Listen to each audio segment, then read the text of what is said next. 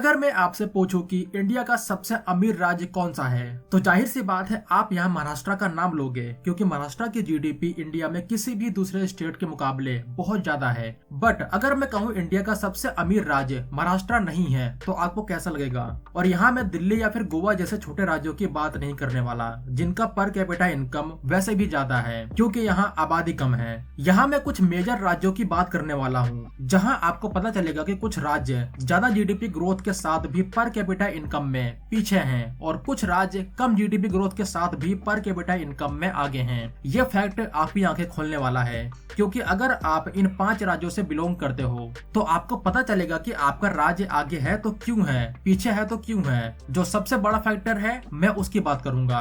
भारत की जो overall GDP है उसको ग्रो करने में इन 5 राज्यों का सबसे बड़ा रोल रहता है। जो मेजर कंट्रीब्यूटर है नेशनल जीडीपी में महाराष्ट्र, गुजरात, तमिलनाडु, कर्नाटका और उत्तर प्रदेश। और जिस राज्य की मैं बात कर रहा हूँ वो इन 5 राज्यों में से एक है। यह वीडियो एक राज्य को दूसरे राज्य से छोटा या बड़ा बताने की नहीं है। यहाँ मैं आपको डेटा के साथ एनालिसिस करके बताऊंगा कि जीडीपी ग्रोथ बढ़ने से कोई राज्य अमीर नहीं बन जाता।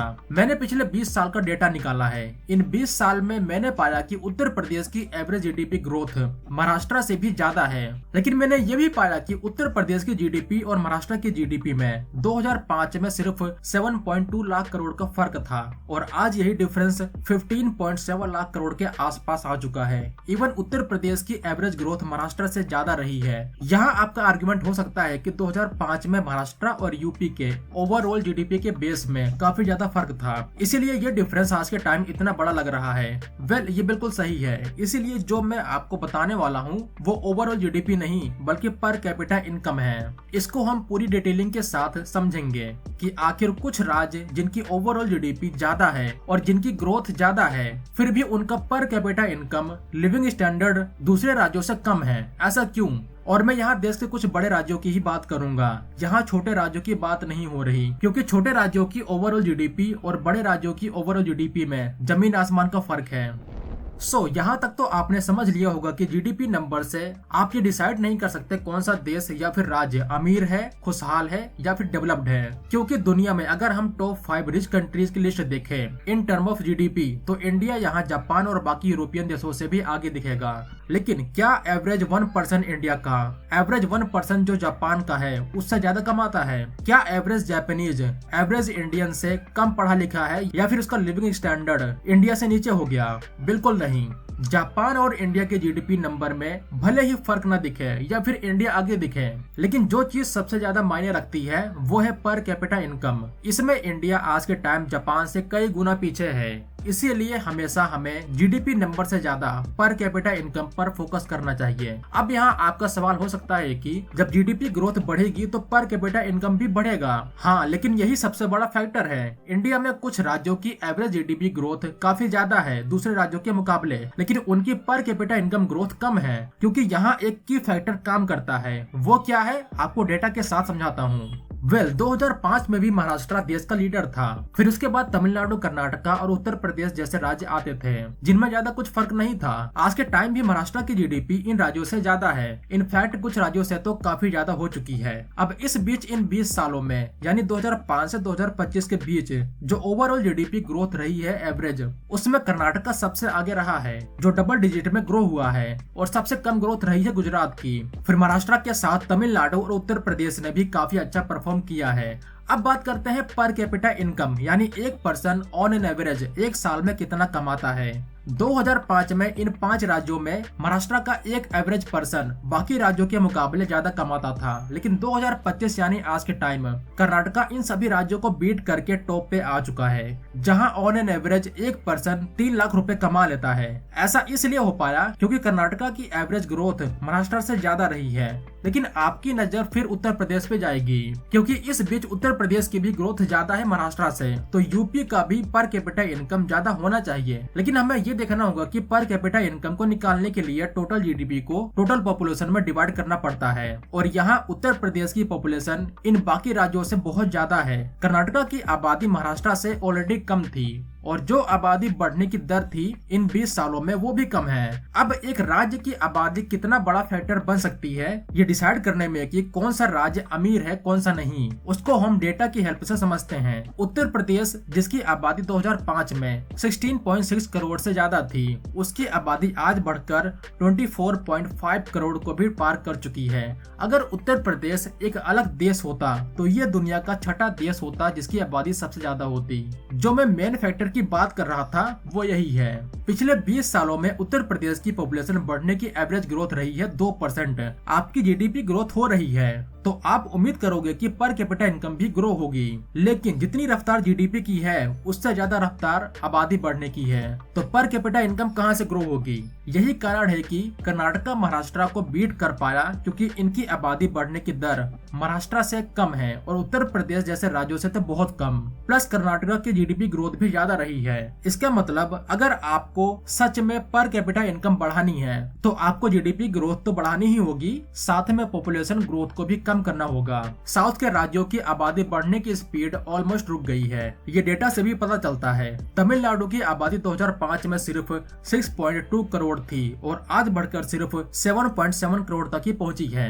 उसी तरह कर्नाटका की आबादी 2005 में 5.3 करोड़ थी जो आज बढ़कर सिर्फ 6.9 करोड़ तक ही पहुंची है। और हाँ, हमें इस बात को भी ध्यान में रखना होगा कि ये वो राज्य है इंक्लूडिंग महाराष्ट्र जहाँ से लोग दूसरे राज्यों में रोजगार के लिए माइग्रेट नहीं करते होंगे लेकिन बहुत कम, लेकिन दूसरे राज्यों से इन राज्यों में लोग ज्यादा आते हैं, खास करके नॉर्थ इंडिया के राज्यों से। और यूपी ऐसा राज्य है जहाँ पे लोग बाहर से नहीं आते। क्या आपने सुना है कि कर्नाटका, महाराष्ट्र या इवन पंजाब, हरियाणा से लोग माइग्रेट हो रहे हैं यूपी जैसे राज्यों में फॉर बेटर लाइफ, बल्कि यहाँ से लोग बाहर जाते हैं इन राज्यों में। तो सिंपल फार्मूला है, अगर क्वालिटी लाइफ चाहिए, क्वालिटी ग्रोथ चाहिए तो पॉपुलेशन को कंट्रोल करना होगा। और ये कंट्रोल कानून बनाने से नहीं आएगा क्योंकि साउथ के राज्यों ने कोई कानून नहीं बनाया, बस उनकी सरकारों ने सही पॉलिसी पर काम किया जिसका रिजल्ट आज हमारे सामने है। और यहाँ ये भी नहीं बोल रहा कि सिर्फ पॉपुलेशन कम होना ही काफी है, आबादी तो चाइना की भी ऑलमोस्ट इंडिया जितनी है। सवाल यहाँ है क्वालिटी ऑफ पॉपुलेशन का। एक्सपर्ट्स का मानना है कि साउथ इंडियन स्टेट्स ने एक वर्चुअल साइकिल क्रिएट की है। जब उन्होंने एजुकेशन और हेल्थ पर खर्च किया तो लोग ज्यादा अवेयर हुए, अवेयरनेस बढ़ी तो फैमिली प्लानिंग बेहतर हुई, और जब फैमिली छोटी हुई तो माँ बाप ने अपने बच्चों के लिए एजुकेशन पर और ज्यादा पैसा खर्च किया। इससे वो बच्चे हाई स्किल्ड लेबर बने जैसे सॉफ्टवेयर इंजीनियर्स, डॉक्टर्स और साइंटिस्ट। इसका रिजल्ट क्या निकला? आज कर्नाटका और तमिलनाडु सिर्फ फिजिकल लेबर पर डिपेंड नहीं है, वो नॉलेज इकोनॉमी पर राज कर रहे हैं, अगर हम सिर्फ इंडिया के कॉन्टेक्स्ट में बात करें तो। लेकिन यहाँ एक और ट्विस्ट है, हम अक्सर सुनते हैं डेमोग्राफिक डिविडेंड के बारे में। इसका मतलब है कि जिस देश या राज्य के पास नौजवानों की आबादी ज्यादा है वो तेजी से तरक्की करेगा। यूपी और बिहार के पास ये डिविडेंड सबसे ज्यादा है। लेकिन दोस्तों, ये डिविडेंड एक डिजास्टर भी बन सकता है अगर उन हाथों को काम न मिले। जब आपके पास यूथ पॉपुलेशन ज्यादा है जो मेहनत कर सकती है, लेकिन जब इनका सरकारें सही से यूज नहीं करेंगी तो इस यूथ आबादी का क्या फायदा हुआ? अगर हम नीति आयोग की रिपोर्ट्स और इकोनॉमिक एक्सपर्ट्स की माने तो यूपी के पास एक बहुत बड़ा मौका है। अगले 10-15 सालों में साउथ इंडिया की आबादी एज्ड होने वाली है, वहाँ काम करने वालों की कमी होगी। तब नॉर्थ इंडिया, खास करके यूपी, पूरे देश का ग्रोथ इंजन बन सकता है। लेकिन शर्त वही है, सिर्फ जीडीपी के बड़े नंबर नहीं बल्कि हर एक पर्सन की इनकम बढ़ानी होगी। सरकार को अब क्वांटिटी से हटकर क्वालिटी पर फोकस करना होगा। इंफ्रास्ट्रक्चर, रोड, एक्सप्रेसवेज तो बन रहे हैं, लेकिन अब फोकस स्किल डेवलपमेंट पर होना चाहिए। यूपी को असेंबली लाइन से हटकर इनोवेशन हब बनना पड़ेगा। जो नॉर्थ इंडिया की राज्य सरकारें हैं, खास करके यूपी और बिहार की सरकारें, उनको साउथ इंडियन राज्यों पे स्टडी करनी चाहिए। उनसे सीखना चाहिए कि उन्होंने बढ़ती आबादी को कैसे कम किया, नई नई इंडस्ट्रीज कैसे लाई अपने राज्यों में, यूथ को स्किल्ड फोर्स में कैसे कन्वर्ट किया। हमें एक दूसरे से सीखना होगा, तभी ये देश एक साथ इक्वल तरक्की कर पाएगा। नहीं तो एक टाइम ऐसा होगा जब साउथ इंडिया के राज्यों और नॉर्थ इंडिया के राज्यों में जमीन आसमान का फर्क आएगा। तो दोस्तों, इंडिया का सबसे अमीर राज्य कौन सा है? इसका जवाब जवाब इस बात पर डिपेंड नहीं करता कि किसके पास कितना पैसा है, बल्कि इस पर डिपेंड करता है कि उस राज्य का आम नागरिक कितना खुशहाल है। महाराष्ट्र की लेगेसी, कर्नाटका का विजन और यूपी की बढ़ती रफ्तार, ये तीनों मिलकर ही इंडिया को 5 ट्रिलियन इकोनॉमी बनाएंगे। लेकिन याद रखिए, जब तक एक आम आदमी की जेब में पैसा नहीं बढ़ेगा, तब तक डेवलप्ड इंडिया का सपना अधूरा ही रहेगा। आपको क्या लगता है, क्या यूपी अपनी बड़ी आबादी को अपनी सबसे बड़ी ताकत बना पाएगा, या फिर साउथ के राज्य पर कैपिटा इनकम में इतने आगे निकल जाएंगे कि उन्हें पकड़ना मुश्किल हो जाएगा? अगर ये वीडियो आपको पसंद आए तो वीडियो को शेयर करें, लाइक करें, और अगर नए हो तो सब्सक्राइब जरूर कर लेना। तो मिलते हैं एक नई वीडियो के साथ, तब तक के लिए जय हिंद दोस्तों।